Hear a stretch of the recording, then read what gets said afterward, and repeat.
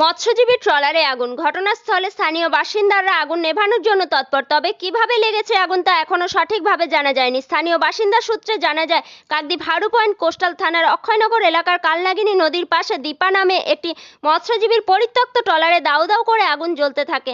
তখনই এলাকার মানুষজন নেভানোর চেষ্টা করে এবং খবর দেয় দমকল ও হারু পয়েন্ট কোস্টাল থানায়। পুলিশ ও দমকল বাহিনী পৌঁছে আগুনটি নিয়ন্ত্রণে আনলে তবে কী কারণে আগুন তা এখনো পর্যন্ত সঠিক জানা যায়নি।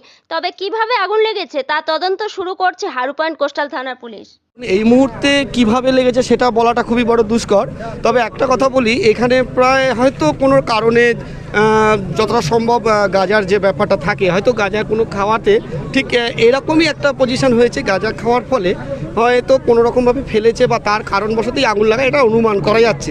তো যাই হোক, এই মুহূর্তে আমাদের দমকল মন্ত্রী এবং পুলিশ প্রশাসন তৎপর হয়ে যথাযথভাবে কাজ করছেন এবং